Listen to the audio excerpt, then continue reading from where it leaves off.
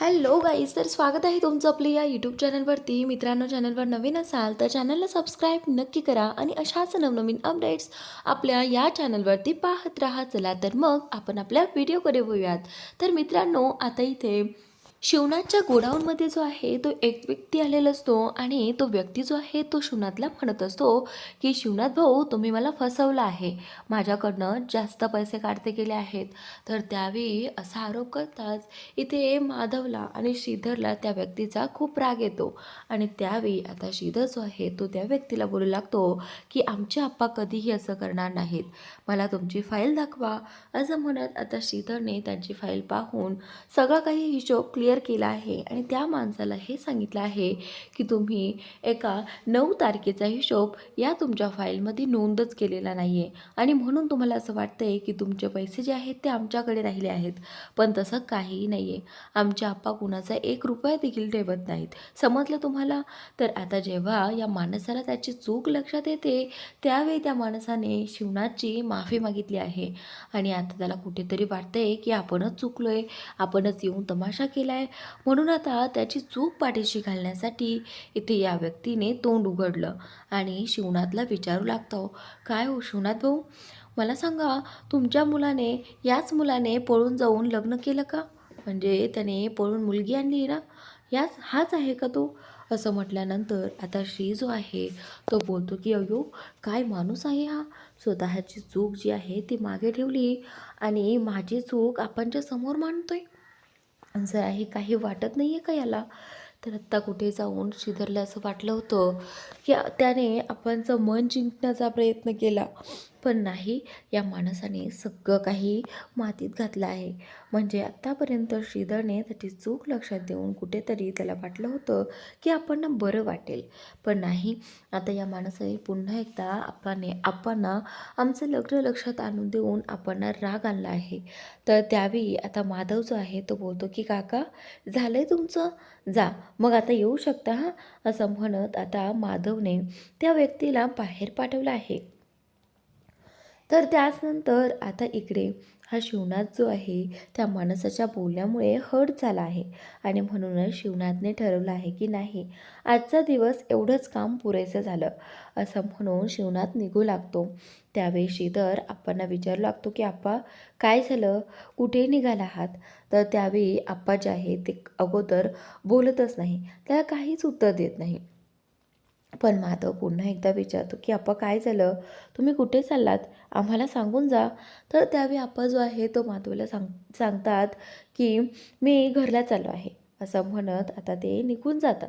त्यानंतर इकडे आता हा माधव माधव जो आहे तो बोलतो की खरंच श्रीधरने जे काही केलं आहे त्याला हिंमत लागते, पण मी आता हे असं करणं योग्य नाही, कारण मी माझ्या घरातला एक मोठा मुलगा आहे आणि त्यामुळे मला जबाबदारीने वागावं लागेल. असं आता माधव इथे स्वतःच्या मनाला समजावत असतो. माधव म्हणतो की श्रीने जे काही केले ते चालेल, पण मी मोठा आहे म्हणून तरी आप्पांचा मान हा ठेवला पाहिजे.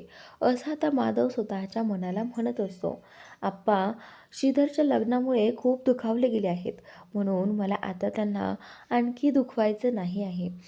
तर आता पुढे इकडे इकडे ही जी प्रियंका आहे ती राघवला भेटण्यासाठी, राघवशी बोलण्यासाठी आलेली असते. तिला काहीही करून आज राघवला घरी घेऊन जायचं असतं आणि म्हणूनच ती इथपर्यंत आलेली असते. तर ती राघवला म्हणत असते की राघव भाऊजी, चला आता आता राग सोडा आणि तुम्ही घरी चला. राघव म्हणत असतो की नाही, मी आप्पाच्या विरोधात घरी येणार नाही, काहीही झालं तरी मी घरी येणार नाही. वहिनी, तुम्ही हट्ट करू नका, तुम्ही घरी जा. तर त्यावेळी आता प्रियंका जी आहे ती राघवला म्हणते की नाही राघव भाऊजी, जोपर्यंत तुम्ही घरी येत नाही तोपर्यंत मीही घरी जाणार नाही, कारण मी आईंना प्रॉमिस केलं आहे की जे काही तुमचं हरलं आहे ना ते मी घरी आणूनच परत येईल. त्यामुळे मी आता काय घरी जाणार नाही तुम्हाला घेतल्याशिवाय. तर त्यावेळी आता राघव बोलत असतो की वहिनी, हे पहा, तुम्ही हट्ट करू नका. तर प्रियंका जी आहे ती बोलते की भाऊजी, मीही तुमच्यासारखीच हट्टी आहे बरं का, जोपर्यंत तुम्ही घरी येत नाही तोपर्यंत मी इथेच बसून राहणार. असं म्हणत आता प्रियंका जी आहे ती तिथल्याच एका बाकावरती बसलेली आहे. त्यानंतर आता इथे प्रियंका राघवला म्हणते की राघव भाऊजी, तुम्हाला तुमच्या आपांचा राग दिसत आहे, पण तुम्हाला तुमच्या आईचं प्रेम का दिसत नाही आहे? त्या आईला तुम्ही गेल्यापासून एक दिवसही गोड लागलेला नाही आहे आणि त्यांना करमतही नाही आहे. फक्त त्यांच्यासाठी तरी तुम्ही घरी या, एकदा त्यांचा विचार करा. त्यावेळी आता राघवला माहिती असतं की त्याची आई त्याच्यावरती किती प्रेम करते आणि वहिनी जे काही बोलली ते अगदी खरंच आहे, त्यातला एक शब्दही खोटा नाही आहे. त्यामुळे आता इथे प्रियंका जी आहे ती म्हणत असते की चला ना भाऊजी, जास्त हट्ट करू नका. तर राघव जो आहे तो अजूनही नाही म्हणत असतो. त्याला वाटत असतं की जर मी घरामध्ये आलो आणि आप्पाने अजून काही केलं तर म्हणजे आईला त्या गोष्टीचा खूप त्रास होईल, आणि म्हणूनच खरं तर राघव घरामध्ये यायला नाही म्हणत असतो. पण तरी देखील आता प्रियंकाच्या हट्टापुढे राघवला नाहीच म्हणता येत नाही. इकडे आता राघवच्या आईने त्याच्यासाठी काही डबा भाजी पोळी वगैरे बनवून ठेवलेलं असतं आणि बंटीकडे ते पाठवण्याचा प्रयत्न इथे उमाचा चाललेला असतो. तर त्यावेळी आता इथे उमा जी आहे ती म्हणते आहे की हे बघ बंटी, आत्ता जा आणि लवकर त्याला हे जेवायला दे, त्याला खूप भूक लागली असेल. तर आता बंटी जो आहे तो बोलतो की हे बघ ताई, तू काळजीच करू नको, मी राघवला हे सगळं खायला देईल. आणि त्यानंतर आता इथे जेव्हा बंटी आणि ताई दोघेजणं बोलत होते त्याच वेळी तिथे आता शिवनाच्या गाडीचा आवाज त्यांना ऐकायला येतो. दोघेही जण घाबरतात, कारण आता शिवनाथ यावेळी गोडाऊनमध्ये गेलेला होता आणि असं अचानक घरी. आता उमा आणि बंटीला काळजी वाटू लागते. जर बंटीच्या हातातला तो डब्बा यांनी पाहिला तर ते प्रश्न विचारतील. तर आता इथे उमाला कळत नसतं की हे का आले असतील, काय झालं असेल. हे सगळे प्रश्न इथे उमाला पडलेले असतात. त्यावेळी उमा जी आहे ती बोलते की बंटी तू जा आणि डब्बा पाठीमागे लपव. तर त्यावेळी आता बंटी बोलतो की हो ताई. बंटीने तो डब्बा पाठीमागे लपवलेला असतो आणि इकडे शिवनाथ आता गाडी आतमध्ये लावतो. गाडी लावल्यानंतर शिवनाथ लगेचच आतमध्ये जातो. तर जाता जाताच पाठीमागून इथे उमा जी आहे ती त्यांच्या पाठीमागे त्यांना विचारत असते की काय झालं आहे अहो, तुम्ही अशा अचानक घरी का निघून आला आहात. तर त्यावेळी आता इथे शिवनाथ जो आहे तो प्रचंड चिडलेला असतो. शिवनाथ बोलतो की तुमचा लाडका मला कुठे तोंड दाखवायच्या लायकीचं त्याने ठेवलंच नाही आहे. जिथे कुठे जातात तिथे फक्त मला माझ्या मुलाची आठवण करून देतात. बोलतात की तुम्हाला खूप अभिमान होता ना तुमच्या मुलांचा, मग आता काय झालं, काय केलं तुमच्या मुलाने. त्या श्रीधरने पळून जाऊन लग्न केलं आणि त्याला साथ दिली राघवने. हे सगळं ना फक्त राघवमुळे झालं आहे, कारण श्रीधर जो आहे तो खूप भित्र आहे आणि मला माहीत आहे की तो कधीच असं वागणार नाही. पण याने त्याला साथ दिली आणि म्हणून श्रीधरने हे सगळं केलं. पण आज त्यांच्या एका चुकीमुळे सगळ्या गावासमोर मला मान खाली घालावी लागत आहे. उमा, आपण आपल्या लग्नामुळे किती काय काय सहन करत आहोत. आज गेली 25 वर्ष आपण त्या समोरच्या घरातले लोकांचे टोमणे ऐकत आहोत आणि आणखी काय काय सहन करत आहोत.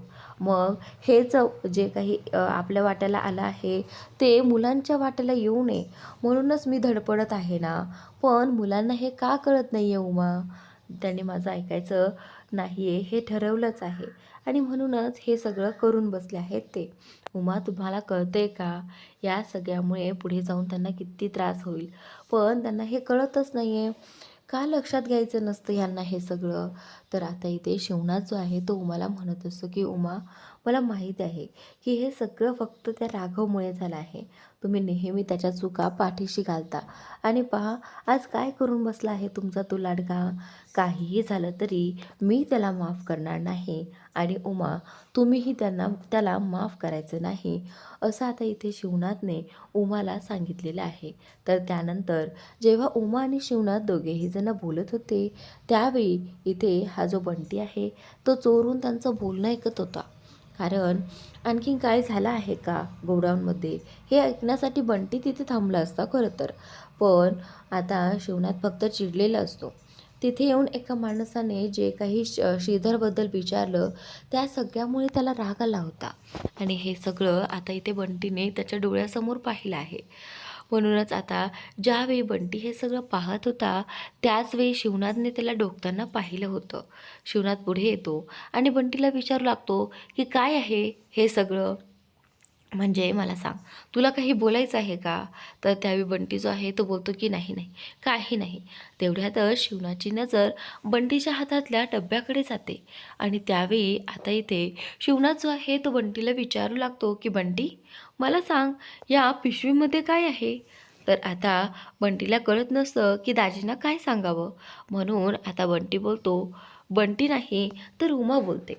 उमा म्हणते की ते काय आहे ना, बंटी मला आज बोलला की मला थोडंसं बाहेर काम आहे, म्हणून म्हटलं तू बाहेरचं काही अरबट चरबट खाऊ नको, तुझं पोट त्याने बिघडतं आणि त्यासाठी मी त्याला डब्बा दिला आहे.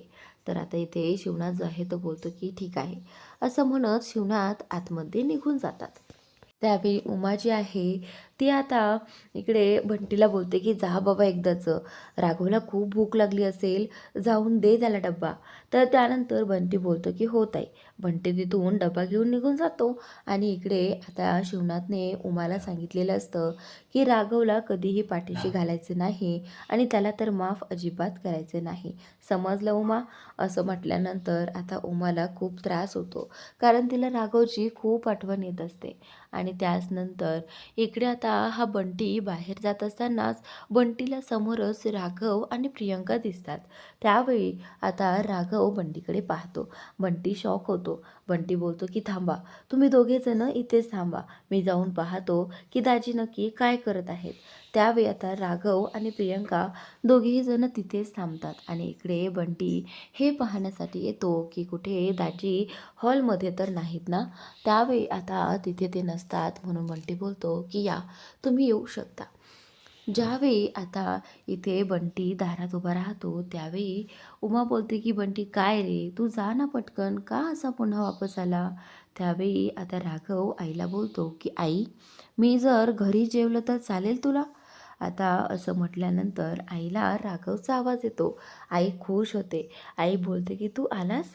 असं म्हणत आई लगेचच त्याच्या गालावरतून हात फिरवते आणि लगेचच त्याला घट्ट मिठी मारते. त्यानंतर आता राघवही तिच्याकडे पाहून खूप खुश होतो आणि दोघेही जण खूप आनंदी असतात. त्यावेळी त्यांच्या चेहऱ्यावरचा आनंद पाहून प्रियंका देखील खूप खुश झालेली आहे. बंटी देखील हे सगळं पाहत असतो. त्यावेळी आता इथे प्रियंका आईला म्हणते की मी म्हटलं होतं ना की माझ्यामुळे हरवलेल्या तुमच्या मुलाला मी घरी परत घेऊन येईन. त्यावेळी आता इथे उमा जी आहे ती तिच्याकडे पाहते, पण उमा एका शब्दाने देखील तिला काही बोलत नाही. तर त्याचनंतर आता राघव बोलतो की चल आई, आता जेवायचं? त्यावेळी आता उमाला मध्येच शिवनाथचा आवाज येतो की उमा, उमा, मोठ्याने त्याने 2 आवाज दिले. त्यावेळी हे लक्षात येताच उमा जी आहे ती आता घाबरते. उमाला लक्षात येतं की ह्यांनी काय सांगितलं होतं आणि जर ह्यांनी राघवला इथे पाहिलं तर काय होईल. तर आता जेव्हा शिवनाचा आवाज येऊ लागतो त्यावेळी उमा जी आहे ती बोलते की राघव तू लप. तर आता इथे प्रियंका जी आहे ती बोलते की आई, अहो त्यांना लपवण्याची काहीच गरज नाही आहे. एकदा कळू देत ना त्यांना, आपणना की राघव भाऊजी आले आहेत. असं किती दिवस आपण त्यांना लपवून ठेवणार? तर त्यावेळी आता उमा बोलते की नाही, तुला अप्पांचा राग माहिती नाही आहे. हे बघ, त्यांनी जर राघवला इथे पाहिलं तर आता पुन्हा त्याला धक्के मारून बाहेर काढतील. त्यापेक्षा ना तू थांब, आपण राघवला इथेच लपवूयात. असं म्हणत आता ते सगळेजण, तिघेही जण राघवला तिथेच त्या सोप्याच्या पाठीमागे लपवतात. त्यानंतर आता शिवनाथ जो आहे तो हॉलमध्ये येतो आणि उमा, तर त्यावेळी आता इथे उमा जी आहे ती बोलते की काय काय झालं? तर त्यावेळी आता शिवनाथ, उमा आणि बंटी आणि या प्रियंकाकडे पाहतो. त्यावेळी शिवनाथला कळत नसतं की हे तिघेही जण असं पांढरा चेहरा करून का पाहत आहेत, म्हणजे कशाला तरी खूपच घाबरले आहेत. त्यावेळी शिवनाथ या तिघांनाही विचारतो की काय झाले, असे का उभे आहेत, काहीतरी पाहिल्यासारखं. त्यावेळी बंटी जो आहे तो बोलतो की दादी ते काय आहे ना, मी ना आज खूप पावडर लावला आहे म्हणून तुम्हाला पांढरा चेहरा दिसत आहे. तर आता इथे बंटीच्या बोलण्यावरून उमाला आणि प्रियंकाला दोघींनाही हसायला येतं. त्यावेळी उमा जी आहे ती शिवनाथला विचारू लागते की काय झालं, तुम्हाला काही हवं आहे का? त्यावेळी शिवनाथ जो आहे तो बोलतो की ते काय आहे ना उमा, माझी डायरी मला मिळत नाही आहे आणि ती शोधण्यासाठी मी आलो आहे. रूममध्येही बघितली आणि इथेही पाहतो आहे. जरा मला मदत कराल का ती डायरी शोधण्यासाठी? तर त्यावेळी आता उमा बोलते की हो हो, करते ना. असं म्हणत आता इकडे उमा इकडे तिकडे पाहू लागते, पण पाठीमागे राघव लपलेला असतो. म्हणून तिला वाटतं की कदाचित यांना राघव दिसू नये, म्हणून बोलते की तुम्ही ना तिकडे पहा, मी इकडे पाहते. त्यानंतर आता शिवनाची नजर जी आहे ती राघववर पडू नये म्हणून त्यांचे प्रयत्न चाललेले असतात. पण आता डायरी शोधण्यासाठी इथे त्यांना थोडंसं बाजूला तर व्हावं लागणार होतं आणि कुठेतरी शिवनातला डाऊट येऊ नये म्हणून आता इथे ते सगळेजण ओरडू लागतात की उंदीर उंदीर आलाय तिकडे. तर आता इथे हा जो शिवनाथ आहे तो बोलतो की कुठे आहे उंदीर. सगळेजण इकडे तिकडे उड्या मारू लागतात. त्यावेळी आता इथे राघव जो आहे उंदीर आलाय म्हटल्यानंतर शिवनाचं लक्ष नसताना लगेचच रूममध्ये पळालेला आहे. तर त्यावेळी आता इथे उमा जी आहे ती बोलते की अहो गेलाय उंदीर, पळाला तो उंदीर. त्यानंतर आता शिवनाथ जो आहे तो बोलू लागतो की काय पळाला, खरं तर त्याला पकडायला हवं होतं. त्यानंतर बंटी जो आहे तो त्याला खूप बरं वाटतं की आता राघव रूममध्ये गेला आहे म्हटल्यानंतर आता राघव काय दाजीला सापडणार नाही. त्यानंतर शिवनाथ जे आहे तो बोलू लागतो की आता काय तुम्ही तिघेही असेच उभे राहणार आहात का इथे. त्यानंतर आता इकडे इकडे ही अन्विता जी आहे ती तिच्या बॉयफ्रेंडला रोशनला भेटत आहे. ते पार्कमध्ये बसून दोघेही जण गप्पा मारत असतात. त्यावेळी ही जी काही अन्विता आहे ती रोशनला म्हणते की रोशन तू एक काम कर ना, तू माझ्या घरी ये आणि माझा हात माग ना. कधी माझा हात मागणार आहेस तू, आणखी किती वेळ जाऊ द्यायचा आहे, असं आता अन्विता इथे त्या रोशूला म्हणत असते. त्यावेळी हा जो रोशू आहे तो अन्विताला बोलतो की अन्विता अगं मला तुझ्याशी लग्न तर करायचंच आहे ग, पण त्यासाठी ना तुझे घरचे माझ्या हातात तुझा हात तेव्हाच देतील जेव्हा मी काहीतरी करत असेल. म्हणजे बघ ना, तुमचा बिझनेस आहे म्हटल्यानंतर माझाही काहीतरी बिझनेस असायला हवा, तेव्हा कुठे जाऊन तुझ्या घरचे मला तुझा हात माझ्या हातात देतील. त्यावेळी आता अन्विता जी आहे ती बोलते की तेही बरोबरच आहे म्हणा, पण आता रोशन जो आहे तो बोलतो की पण त्यासाठी ना मला बिझनेस करण्यासाठी खूप सारे पैसे लागतात बघ, त्यासाठी मला लोन हवं आहे. तर त्यावेळी आता हा जो मुलगा आहे तो खरं तर अन्विताला फसवून तिच्याकडनं पैसे काढते करत असतो. पण आता आता पुन्हा एकदा अन्विताला त्याला फसवायचं असतं आणि तिच्याकडनं पैसे काढते करायचे असते आणि म्हणूनच ही अशी लोनची वगैरे ती भाषा करत असतो. त्यावेळी कुठेतरी अन्विताला वाटतं जर खरंच रोशूने बिझनेस केला तर माझा हात माझ्या आत्तू त्याच्या हातात द्यायला तयार होईल. तीही या गोष्टीचा विचार करू लागते. तर त्याचनंतर आता इकडे उमा आणि प्रियंका आणि बाकी सगळेजण म्हणतात की आत्ता तर आपण इथून राघव भाऊजींना लपवलं आहे, पण पुढे पुढे कसं करणार. जर आपण हे कळलं की आपण त्यांना या घरामध्ये लपवून ठेवलं आहे तर नाही नाही असं होता कामा नये. तर आता इकडे हे जे शिवनाथ आहे ते उमाला बोलू लागतात की काय उमा सापडली आहे का डायरी, माझी ती छोटीशी डायरी मिळत नाही आहे उमा. त्यावेळी आता उमा जी आहे ती बोलते की हो हो बघतेच आहे. त्यानंतर आता इकडे प्रियंका बंटीला म्हणते की जर आपण आता उंदिराचं नाटक कंटिन्यू केलं नाही तर कुठेतरी आपणना संशय येईल, म्हणून आता ही प्रियंका उंदीर उंदीर म्हणत ओरडत असते. त्यावेळी आता इकडे हे शिवना जे आहे ते बोलू लागतात की नाही कुठेही नाही आहे उंदीर, गप्प बसा, असं म्हणत आता शिवनाथने त्या दोघांनाही गप्प केलेलं आहे. तर आता इकडे थोड्याच वेळात इथे या प्रियंकाला अप्पांची डायरी मिळालेली आहे. तर लगेचच उमा बोलते की हे पहा तुमची डायरी इथेच तर होती पण आपल्याला सापडली नाही. त्यानंतर आता शिवनाथ बोलतो की ठीक आहे. शिवनाथ तिथेच त्या खुर्चीवरती बसून त्या डायरीतला हिशोब पाहू लागतात. त्यावेळी आता इथे उमा बोलते की अहो तुम्हाला जेवायचं होतं ना. त्यावेळी आता इथे ती बोलते की चला तुम्ही रूममध्ये, मी तुमच्यासाठी जेवायला आणते.